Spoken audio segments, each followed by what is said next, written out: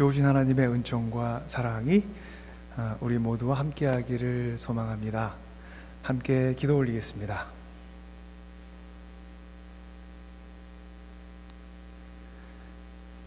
자비로우신 하나님, 우리의 몸과 마음과 영혼의 보금자리를 예수 그리스도의 십자가 위에 만들어 주셔서 우리의 생명이 쉴 곳과 일할 힘과 나아갈 지향점을 얻게 되었습니다.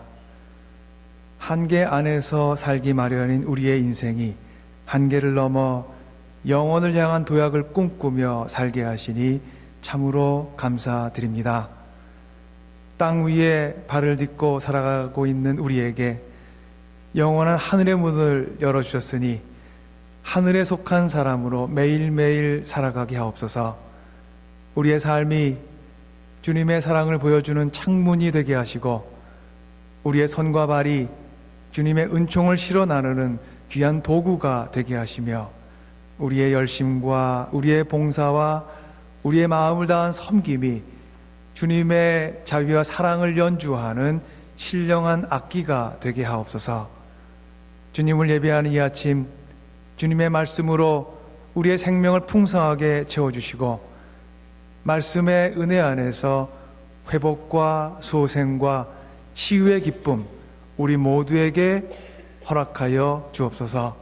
예수 그리스도 이름으로 주님께 기도드립니다. 아멘. 한 주간 평안하셨습니까? 저희에게 이제 분주한 한 주였죠. 저희 그 교회 앞에 들어오시면서 교회 정면이 마치 새로운 표정을 짓고 여러분을 환영하는 것 같지 않으세요? 밝은 표정으로 여러분한테 하이 하고 인사를 했습니다. 새 옷을 입고 한 주 동안 이제 목금토 저희가 함께 모여서 일하고 또 쉬고 또 먹고 또 이야기 나누고 웃고 굉장히 귀한 한 주였던 것 같습니다. 무엇보다 그게 좋았습니다. 노동 혹은 일. 저희가 노동하면서 소진되기 쉽습니다. 지치죠. 그런데 어떤 노동은 정말 노동의 참 의미 같은데요, 우리를 충일하게 만들어요. 충만하게 채워줘요. 아마 그런 이제 저희에게 찾아온 묵직한 그런 행복이 주어진 것 같습니다. 그런 귀한 이제 사역을 위해 애쓰신 모든 분들, 기도하신 모든 분들, 수고하신 모든 분들께 감사드립니다. 몇 분이 제게 물었습니다. 저 괜찮냐고요? 괜찮습니다. 에드빌 먹었습니다.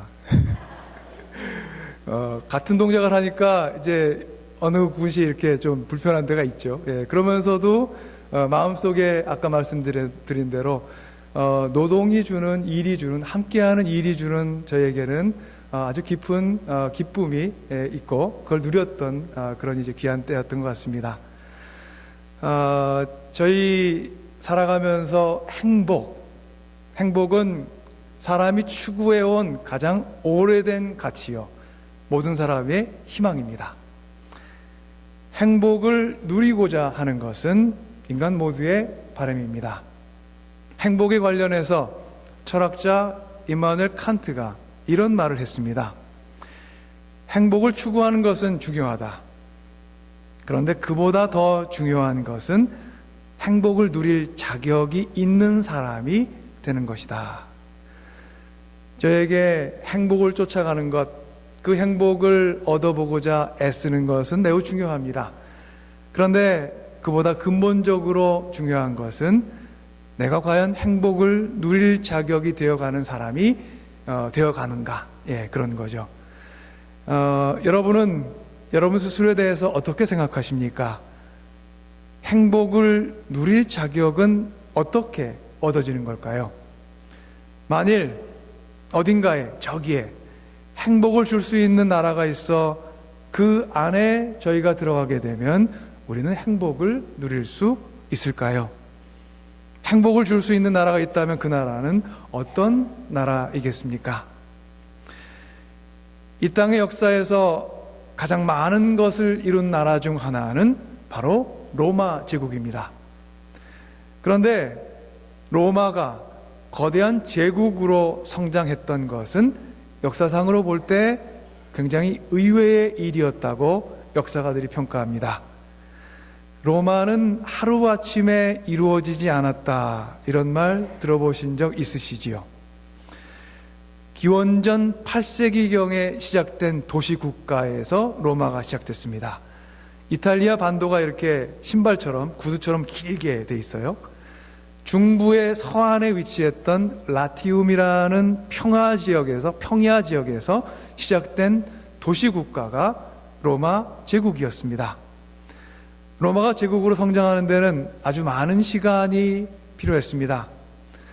저희에게 로마인 이야기라는 소설로 알려진 시오노 나나미 이 작가에 따르면 지성은 그리스보다 못하고 체력은 켈트나 게르만족보다도 못하고 기술력에는 이탈리아 중부의 한 나라였던 에트루리아보다도 못하고 경제력은 카르타고보다도 못한 나라, 바로 그 나라가 로마였습니다.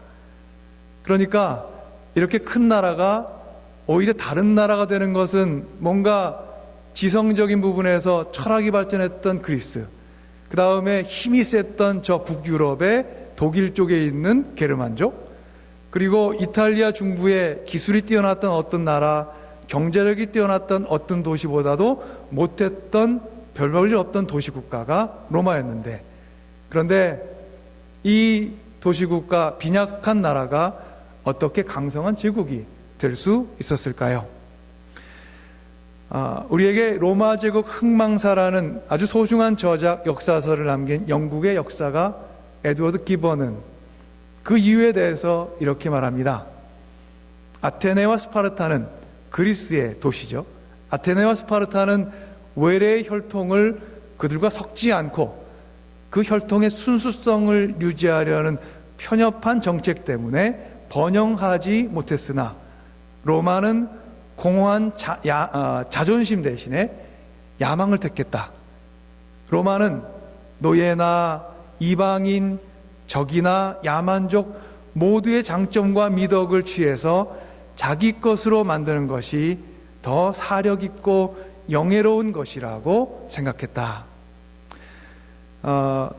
에드워드 기본에 의하면 로마 특유의 개방성, 모두를 포용하는 개방성, 그리고 그 모두를 모아서 현실적으로 뭔가를 만들어내고자 하는 그 현실주의가 바로 작은 도시국가였던 로마가 제국으로 성장할 수 있었던 이유라고 평가합니다.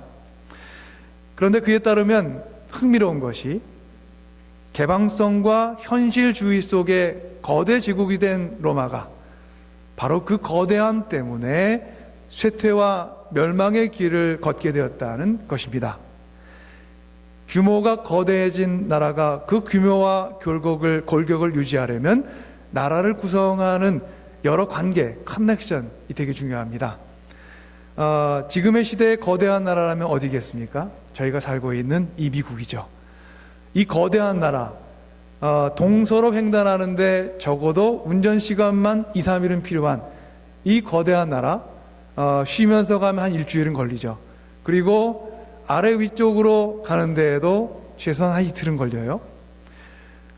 그래서 미국의 역사 혹은 현실에서 가장 중요한 것 중에 하나가 어떻게 이 큰 나라를 하나로 묶어낼 것인가 하는 겁니다.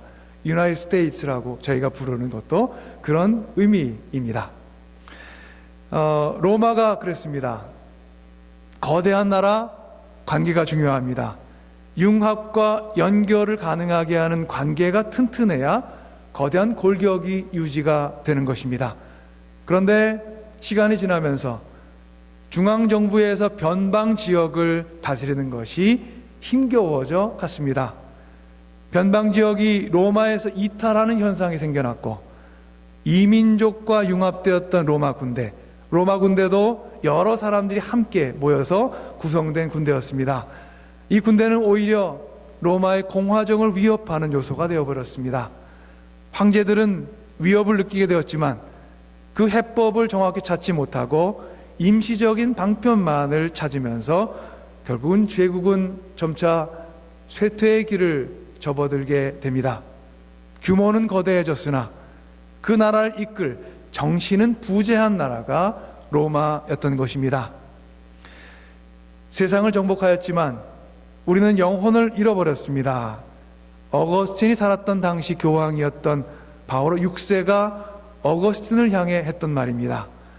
세상을 정복하였지만 영혼은 잃어버린 나라, 그것은 바로 로마 제국이었습니다. 당시 로마 제국은 지상에서 가장 부유하고 강한 나라였습니다. 어떤 나라도 로마에 대항할 꿈을 꾸지 않았습니다. 로마는 곧 세상의 법을 의미했습니다. 로마는 말하자면 이 땅 위에서, 지상에서 가장 흔들리지 않던 나라였던 셈입니다. 옛 시인들은 로마를 두고 이렇게 노래합니다. 그대는 천하를 한 개의 도성으로 만들었습니다. 로마 제국은 정치적, 군사적으로 당시 세계를 점령했을 뿐 아니라 당시 사람들의 문화, 언어, 법률, 이 모든 사회 전반을 하나로 통합한 누가 보더라도 지상에서 가장 흔들리지 않던 강성한 나라였습니다. 그런데 시간이 흘러 395년 로마 제국이 분열되고 그 제국은 쇠퇴의 길에 접어들게 됩니다. 410년 로마가 알라릭 용병에 의해서 점령당했던 것은 흔들리지 않는 나라였던 로마의 멸망을 알리는 서곡과 같았습니다. 세계를 지배하던 거대한 나라가 흔들리며 무너져가자 사람들은 혼란과 충격에 휩싸입니다. 더욱이 로마는 그 당시 기독교를 이제 공인한 나라였습니다.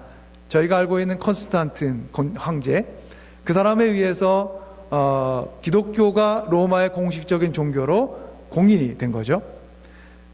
그런 나라가 말하자면 하나님의 도성이라 그런 믿음이 있었던 그 나라가 이제 무너지라고 생각지는 못했던 것입니다. 그런 나라가 흔들리리라고는 생각지 못했습니다. 로마의 멸망이 있기 전 어느 날 어거스틴은 다음과 같은 설교를 전합니다.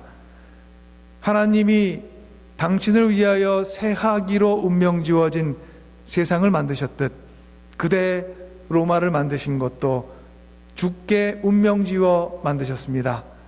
인간 자신 한 도성의 영광, 그 안에 살고 그 도성을 다스리고 그 도성을 지배하는 인간 역시 사라지기로 하고 이 세상에 온 것입니다. 지나가기로 하고 세상에 온 것입니다. 죽기로 하고 태어난 것입니다. 하늘과 땅은 사라지리라. 그렇다면 어느 도성 하나가 끝을 본다고 해서 이상할 것이 무엇입니까? 아마도 로마는 지금은 끝장나지 않을 것입니다. 그러나 어느 날엔가는 끝날 것임에 틀림없습니다. 아직 그때가 이르지 않았는데 어거스틴이 로마의 멸망을 예견할 수 있었던 것은 로마가 세상을 정복하였으나 영혼을 잃어버린 자들로 가득한 도성이라는 사실을 그가 느끼고 있었기 때문입니다. 부유한 경제적 기반을 바탕으로 외적인 즐거움에 치중하고 몰두했던 나라, 그 나라가 바로 로마였기 때문입니다. 영혼을 잃어버린 나라가 세상을 잠시 힘으로 정복할 수는 있어도 하늘과 땅이 패한 뒤에도 흔들리지 않는 나라를 세울 수는 없는 법입니다. 로마의 멸망을 지켜본 그 후 어거스틴은 우리에게 잘 알려진 하나님의 도성 City of God이라는 유명한 책을, 기독교 고전을 썼습니다. 그 책에서 어거스틴은 이렇게 말합니다. 두 사랑이 있어서 두 나라를 세웠습니다. 자기 사랑, 곧 하나님을 멸시하게 이르는 자기 사랑은 땅의 도성을 낳았고, 하나님 사랑, 곧 자기를 비움에 이르게 하는 하나님 사랑은 천상의 도상을 낳았습니다. 하나는 자신을 두고 뽐내는데 다른 하나는 하나님 안에서 자랑합니다. 지상의 도성은 인간의 도성을 도모하고 후자는 하나님보다도 더 큰 영광을 위하는 까닭입니다. 지상의 도성은 세력 있는 자들을 중심으로 자기의 영광을 누리고자 하는데 천상국은 하나님께 주님 나의 힘이시여 당신을 사랑하나이다 라고 고백합니다. 세상을 정복하였지만 영혼을 잃어버린 자들의 나라가 땅의 도성이겠죠. 나를 지으신 하나님을 사랑하는 것이 아니라 하나님으로 인해 세상에 있게 된 나를 사랑하는 사람들의 나라, 바로 그 나라가 땅의 도성일 것입니다. 여러분은 지금 땅의 도성 위에 살아가고 계십니까? 땅의 도성을 향해 여전히 열심히 나아가고 계십니까? 아니면 하나님을 자랑하고 하나님을 사랑하는 영혼을 가지고 사람들의 나라, 곧 하나님의 도성을 향해 한 발 한 발 묵묵히 하지만 열심히 뚜벅뚜벅 용기 있게 나아가고 계십니까? 오늘 저희가 함께 묵상한 히브리서 말씀에서 그리스도를 믿고 따르는 사람들은 신의 산을 향해 가는 것이 아니라 시온산을 향해 나아간다고 히브리서의 저자는 얘기합니다.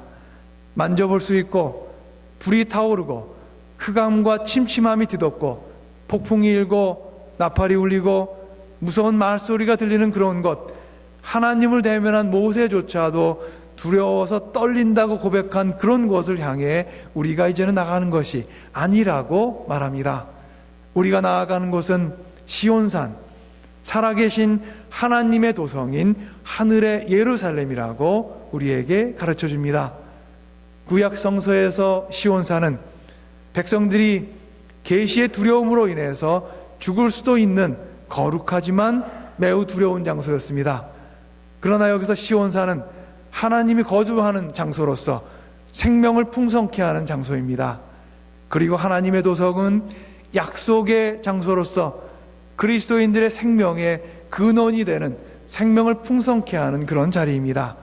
그 하늘의 도성에 이르는 자들은 예수 그리스도의 보혈의 공로를 힘입은 자들이기 때문에 또한 영원한 생명을 상속받을 것으로 약속받은 자들입니다. 예수님께서 흘리신 피는 우리의 생명을 구하시기 위함이기 때문입니다. 시내 산과 시온산 모두 하나님께서 그 백성들을 위해 주신 은혜의 선물이요 복의 징표입니다.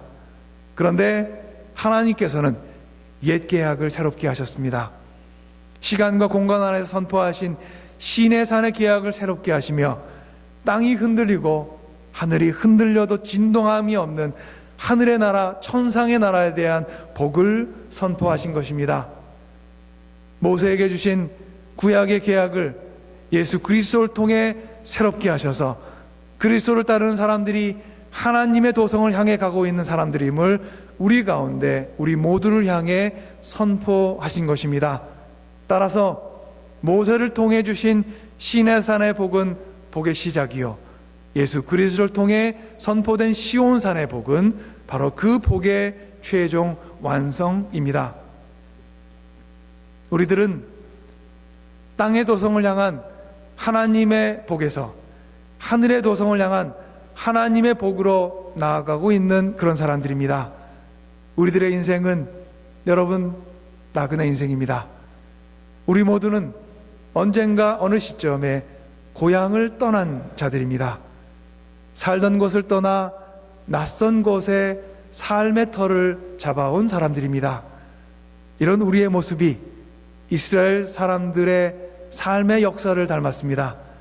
아브라함 이후로 이스라엘에 내린 가장 큰 복은 그들이 거할 땅에 대한 약속이었습니다.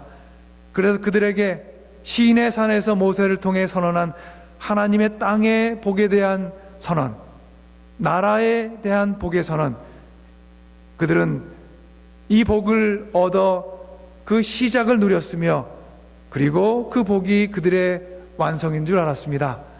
나그네 인생을 사는 우리 인생 동안 땅에 대한 복을 하나님께서 주시는 은혜의 복의 핵심으로 여기며 살아가기가 쉽습니다. 그러나 여러분 이스라엘의 역사를 보십시오. 다윗의 왕조도 망했고 솔로몬 시대의 부귀 영화도 패했으며 그들의 역사를 통해 나라를 잃기만 여러 차례입니다. 그러면 하나님께서는 이스라엘을 향한 축복의 손길을 거두신 것입니까?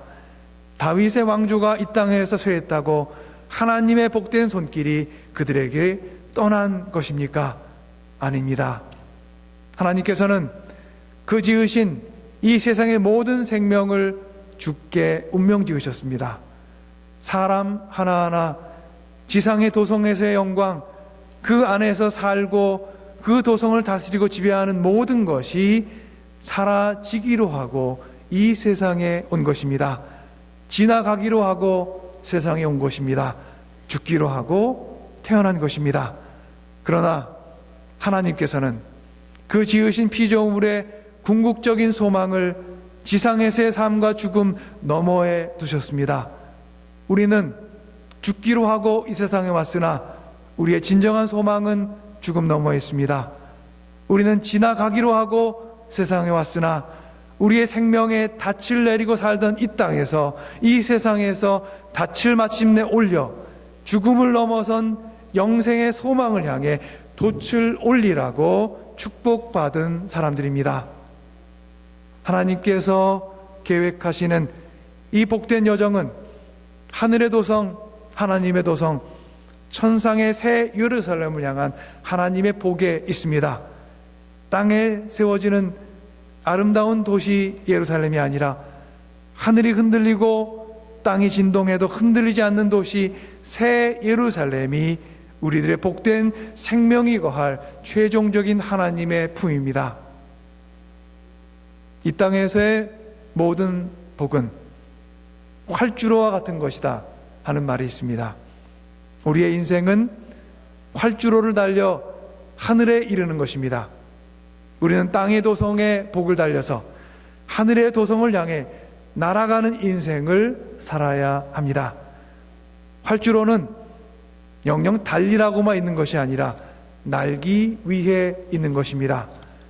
땅의 도성에 살며 세상을 정복하는 삶을 원하십니까?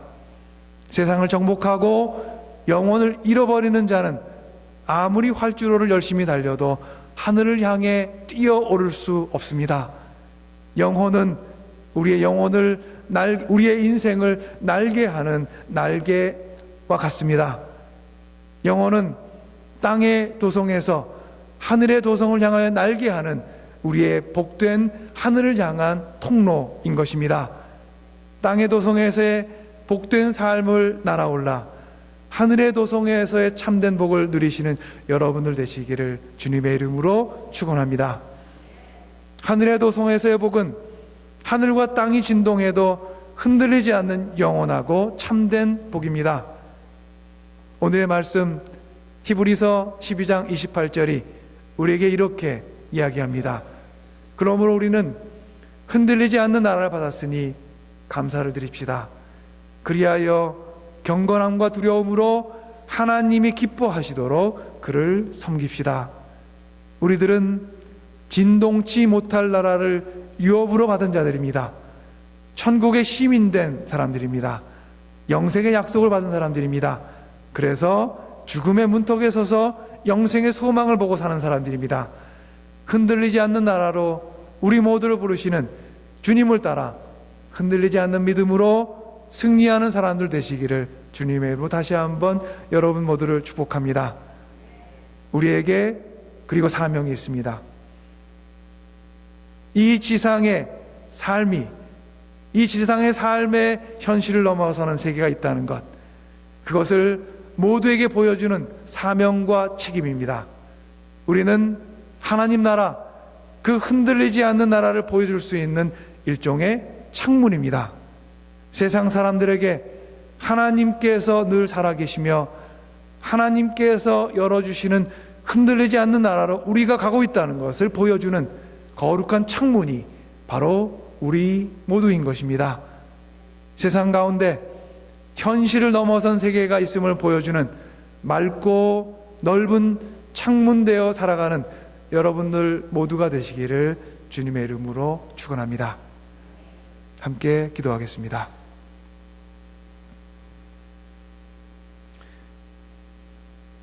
영원하신 하나님, 세상의 벽에 갇혀 사는 사람들 아닌 그 벽을 넘어서 열린 세계를 향해 나아가는 사람들 되고 싶습니다.